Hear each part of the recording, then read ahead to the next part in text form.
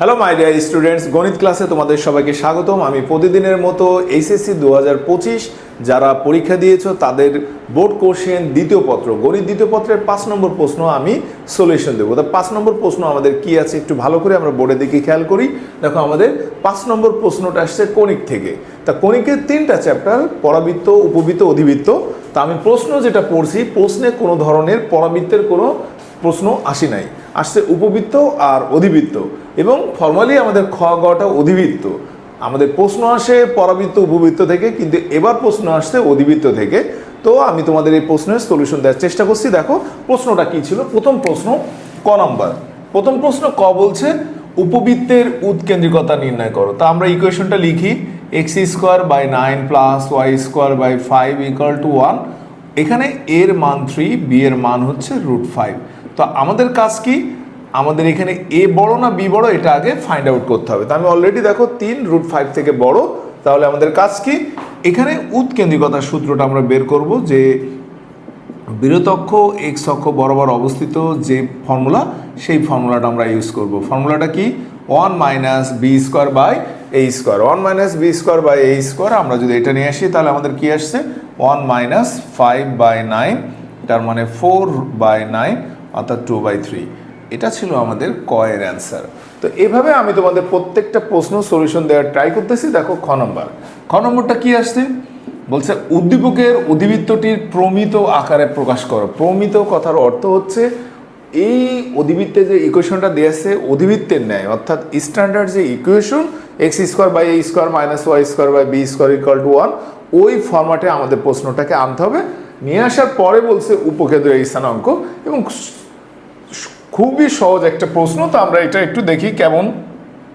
9x² - 16y² - 30x - 32y - 124 = 0। তো আমরা এখানে x গুলোকে এক পাশে রাখি। দেখো x² - 4x - 16 কমন নিয়ে নিলাম, y² + 2y, আমরা ওই পাশে 124কে নিয়ে গেলাম।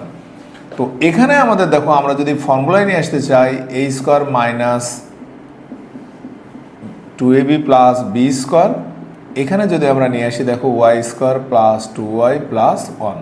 তো আমরা এখানে এক্সট্রা কি নিলাম, দেখো 36 প্লাস হবে -20, অর্থাৎ +36 - 16। তো এখানে আমাদের যে ব্যাপারটা আসছে, দেখো আমাদের এটা 9, এটা কি আসছে x - 2² - 16 y + 1² = 144। তো আমাদের কাজ কি, এখানে 1 বানানো।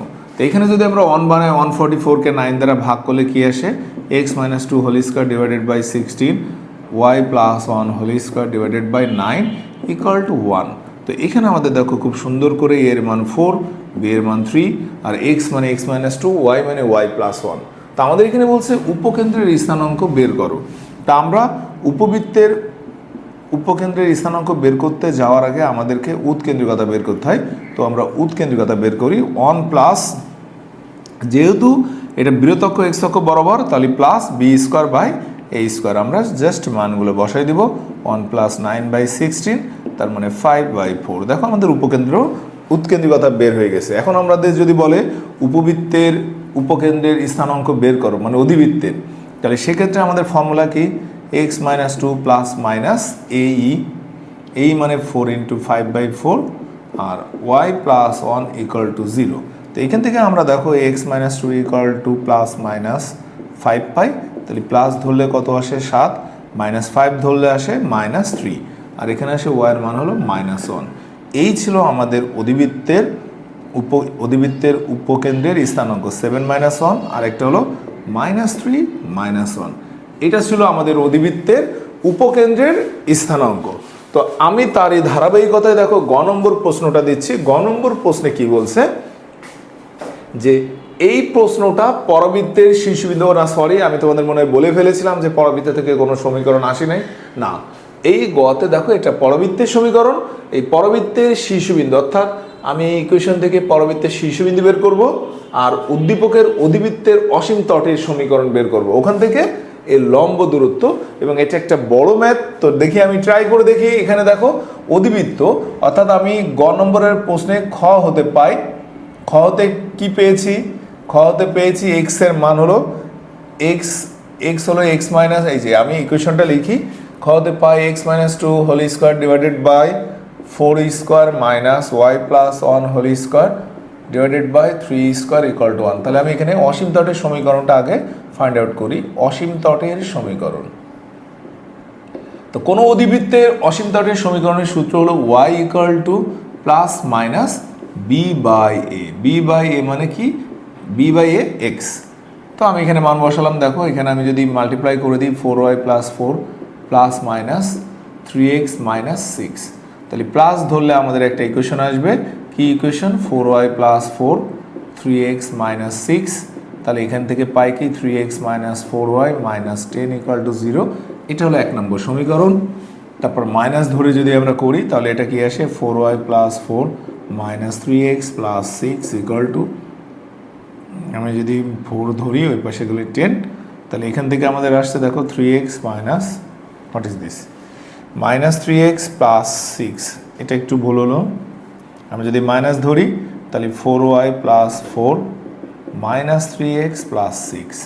তো আমরা যদি এটা নিয়ে আসি দেখো 3x plus 4y minus 2 equal two 0। এই হলো আমাদের, এই দুইটা ইকুয়েশন হচ্ছে আমাদের অসীম তটের সমীকরণ। এখন কাজ হলো পরবৃত্ত থেকে শীর্ষবিন্দু বের করতে হবে। তাহলে পরবৃত্তের সমীকরণটা কি দেয়া আছে দেখো, 3y square minus 10x minus 12y minus 18 equal to 0। এটা হলো পরবৃত্ত। তাহলে পরবৃত্তের ইকুয়েশন থেকে আমরা শীর্ষবিন্দু বের করব। তাহলে যেহেতু y স্কোয়ার, দেখো y গুলোকে এক পাশে নাও, x গুলোকে আমরা ওই পাশে পাঠিয়ে দিই। ওকে, তাহলে এখান থেকে আমরা যদি 3 কমন নিয়ে নিই, y square minus 14y plus 4, তাহলে এখানে আমাদের দেখো 10x, যেহেতু 12 এই পাশে বেশি নিয়ে ফেলছি, তাহলে এখানেও আমরা 12 যোগ করে দেবো। তাহলে এটার অ্যান্সার কি আসছে দেখো, 3y মাইনাস 2 হোল স্কোয়ার, এটা হচ্ছে 10x plus 3, then y minus 2 equal to whole square equal to 10/3 x plus 3। তো এখানে আমাদের এটা বানাতে হবে। এ বানানোর সবচেয়ে সহজ মেথড হচ্ছে 10/3, তাহলে a ইকুয়াল টু কত? 10/12। আমরা যদি কাটাকাটি করি 5/6, অর্থাৎ আমি এটাকে এইভাবে লিখতে পারি 4 ইন্টু 5/6 x প্লাস 3। তো মাই ডিয়ার স্টুডেন্টস, তোমাদের ভালো করে খেয়াল করে দেখতে হবে যে এখানে পরবৃত্তের ইকুয়েশন চলে আসছে। এখন আমরা বের করব কিসের? শীর্ষবিন্দু। তা শীর্ষবিন্দুর সূত্র আমরা জানি, y square equal two 4a y যদি হয় বৃহৎ x অক্ষ বরাবর, আর বৃহৎ x অক্ষ বরাবর হলে শীর্ষবিন্দুর স্থানাঙ্ক হলো a, 0, a, 0। তাহলে x এর মান আমি এখানে একটু নোট ডাউন করে নিই। দেখো আমি জায়গা স্বল্পতার কারণে আমি এখান থেকে দেখো লিখি শীর্ষবিন্দু। তো শীর্ষবিন্দুটা বের করে নিই। শীর্ষবিন্দুর সূত্র কি আসবে? x মাইনাস a, তার মানে x plus 3 equal to a, মানে 5/6, লাইক x ইকুয়াল টু কত পাবো? 5/6 মাইনাস 3, তার মানে আমরা যদি লসাগু করি 6, 5 মাইনাস 18 অর্থাৎ মাইনাস 13/6, এটা একটা মান পেলাম। আর y এর মান পাচ্ছি কত? y মাইনাস 2 ইকুয়াল টু 0, তার মানে y মাইনাস y এর মান 2, অর্থাৎ শীর্ষবিন্দু আমরা পেয়ে যাচ্ছি মাইনাস 13/6 আর y এর মান হচ্ছে 2। তো আমাদের এখানে একটু বাকি আছে, বলছে শীর্ষবিন্দু হতে অসীম তটের লম্ব দূরত্ব। অসীম তট হচ্ছে একটা সরলরেখার সমীকরণ। তাহলে সরলরেখার সমীকরণ আর এই হলো শীর্ষবিন্দু। তাহলে কোনো বিন্দু থেকে কোনো রেখার লম্ব দূরত্ব, কোনো বিন্দু থেকে কোনো রেখার লম্ব দূরত্ব আমরা যদি বের করতে চাই, আমাদের দেখো এখানে আমরা খুব সহজভাবে বের করতে পারবো। তাহলে আমরা দেখো শীর্ষবিন্দু কি পেয়েছি, আমরা ক্যালকুলেশনের মাধ্যমে 13/6 আর 2, অর্থাৎ এখানে যদি প্লাস মাইনাস বা কোনো নাম্বারিংয়ের ভুল হয়, মেথড ঠিক আছে, এটা নিশ্চিত। তাহলে দেখো শীর্ষবিন্দু এত, তাহলে আমরা লিখি লম্ব দূরত্ব। লম্ব দূরত্ব 2টা হবে, কেন? কারণ আমাদের এখানে রেখা আছে 2টা। তা আমরা নোট ডাউন করে দিই। দেখো প্রথম রেখা যদি ধরি 3 into minus 13/6 minus 4 into 2 plus 2 minus 10 divided by x এর সহগের বর্গ প্লাস y এর সহগের বর্গ। আপনারা এটা ক্যালকুলেটরের মাধ্যমে মানটা করে নেবেন। এটা হলো 1 নম্বর রেখার দূরত্ব। 2 নম্বরের লম্ব দূরত্ব হচ্ছে, এখানেও সেম বসাই দিব, minus 13/6 plus 4 into 2 minus 2 divided by 3 square plus minus 4 square. এটাও আপনারা ক্যালকুলেটরের মাধ্যমে, অর্থাৎ এই মেথডে আমরা শীর্ষবিন্দু থেকে কোনো অসীম তটের লম্ব দূরত্ব বের করতে পারি। তো এটা ছিল আমাদের কোশ্চেন নাম্বার 5 এর সলিউশন। দেখা হবে 6 নম্বর প্রশ্ন নিয়ে। সে পর্যন্ত সবাই ভালো থাকো, সুস্থ থাকো, আল্লাহ হাফেজ।